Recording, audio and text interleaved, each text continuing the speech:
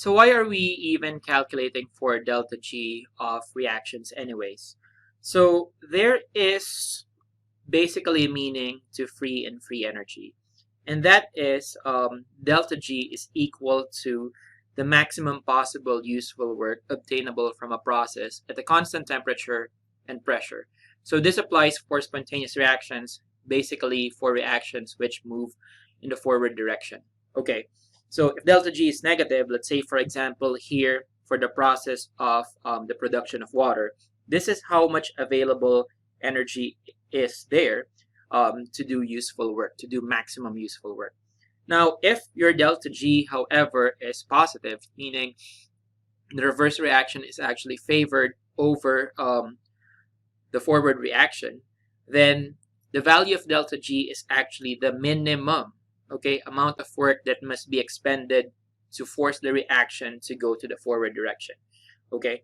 So let's say, for example, when you flip this equation for the decomposition of water, you have to add in, supply, an amount of 457.2 kilojoules per mole to make sure that you are fully 100% converting water into hydrogen and oxygen gas. Okay, now, however, in real life, that doesn't really happen. And we can actually also say that too for the combustion of fuel in our cars. So hopefully, when we have fuels in our cars from gasoline, basically, what we aim is 100% efficiency. However, at best, um, the fuels in your car can only be combustible up to 20%. Only 20% of that allowed 100% maximum work is attainable. And that is because in reality, um, achieving the maximum work available from a spontaneous process can occur only in a hypothetical way, and any real pathway wastes energy. So the hypothetical pathway is a reversible process, okay, which basically here, according to this slide, leaves the universe exactly the same as it was before the process. So let's say, for example, the phone or the battery in your phone. Shown here, the battery in your car can be also the same thing, okay?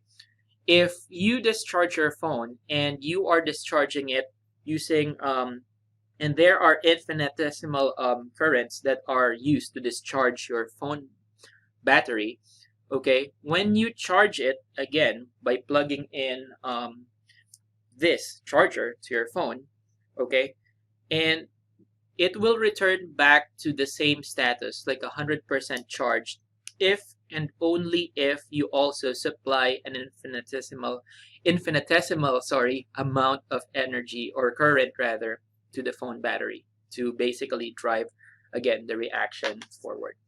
However, okay, there is a finite amount of current that flows out, okay, when you are discharging your phone's batteries, okay, and there is also a finite amount of current that is needed to charge the battery. In fact, more work will actually be required for you to charge your phone battery. Now, with that in mind, what actually happens is that excess work will actually result in work being changed to heat in the surroundings, and therefore the entropy of the universe increases. So that's basically the second law of thermodynamics. Okay, but in this process, okay, we now have the surroundings completely different from what we had when we had our phones at 100%.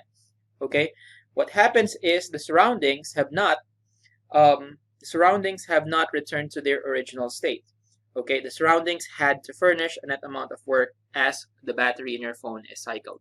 That is why in your phone you will actually see this thing which says battery life. Okay, because over time, as you use your phone, your battery is actually being discharged and charged again, and from there you actually again release some amount of work to the environment. So for example, for me, okay, for my phone, it actually says, I'm not sure if you can see it, but it actually says 90% battery health. Okay, so this is not the same as when I got this phone a year ago.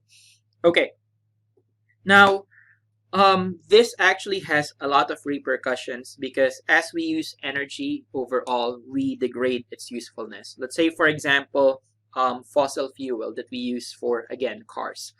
Fossil fuel, there is a tremendous amount of potential energy in the molecules of these fossil fuels that we use for automobiles and other industrial stuff. But when this amount of energy is released back and converted into thermal energy, well, that amount of energy that has been released as a byproduct of combustion of fossil fuels is lost already. Lost already, I mean, it's still there because, like I said, or like we said, entropy of the universe is still constant, but it will be hard, extremely hard, to gather back those thermal energies that have been converted from the potential energy in fossil fuels. That is why there's actually so much demand on exploring alternative sources of energy, which are much more efficient than burning fossil fuels. The crux of the energy problem that we're going to experience in the next 25 years, okay, is that we are rapidly consuming the concentrated energy found in fossil fuels. So that's why, again, there is a constant search for alternative sources of energy, which are much more effective than burning fossil fuels. I would like to end this section by discussing controlling chemical reactions, slightly different from what we have just been talking about. But now we have just discussed and finished kinetics versus thermodynamics.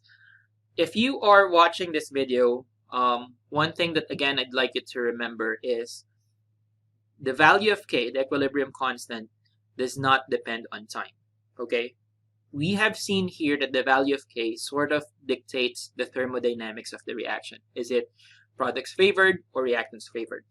And then kinetics, again, is a completely different animal. As we have said before, in our road trip, we want to know two things. Number one, from our starting point, where do we want to go? It doesn't matter how you reach there, as long as you go from point A to point B. That's why thermodynamic functions are state functions. And number two, in chapter 11, we looked at how do you go to there from point A to point B. Is it going to be fast? Is it going to be slow? Is it going to be multiple steps? Okay, or for a road trip, is it going to be multiple stops? So let's say, for example, this is an organic chemistry reaction wherein we're controlling here kinetics and thermodynamics. So here we have this, what is called a diene, okay? Basically, it's an organic compound with two double bonds. Again, we're not going to discuss this any much further in this course because this is not organic chemistry. But it actually produces two products, okay? Once you react it with hydrobromic acid, it produces this species called 3-bromo-1-butene, which has the double bond over here, okay? And then it also produces 1-bromo-2-butene, in which the double bond is over yonder, okay? For both cases, they're actually different, but they have the same formula. They are isomers of each other. Now, it is found out that if you actually work on a low temperature here, such as negative 80 degrees Celsius, you are going to favor the formation of 3-bromo-1-butene. But when you are working at the high temperatures, you're working at, you're favoring the formation of 1-bromo-2-butene, in which the yield increases to around 85% from 15%. Okay, so basically, this reaction can produce two products, okay? And it looks like controlling the temperature will actually give you what amount or what kind of product you desire more over the other, okay? So here, since we're producing these different products, there should be two different pathways to achieving the production of 3-bromo-1-butene and 1-bromo-2-butene. And we can actually use an energy profile diagram to express that, okay? And according to this one, okay, they both have, in the production of both products, both actually are two-step reactions in which the first step is actually forming this thing called the carbocation. Okay? For both cases, once again, they have the same first step. And both cases as well, it's the rate determining step. Okay, the next question, however, is where does this bromine go to? Does it go here or does it go there? Okay, now for 3-bromo-1-butene, okay, remember that this one was favored at high temperatures. Okay, you can actually access this product more by heating up the temperature, because if you crank up the temperature, you'll easily overcome this activation barrier for the second reaction. Okay, remember from collision theory, the higher the temperature, the more possible effective collisions with the right amount of kinetic energy and orientations you will achieve. Okay, now for the other product, which is 1-bromo-2-butene, the activation energy is much higher for the second reaction. But notice that it actually is lower in energy. So it's more stable than 3-bromo-1-butene, which you can again only access if you heat the reaction.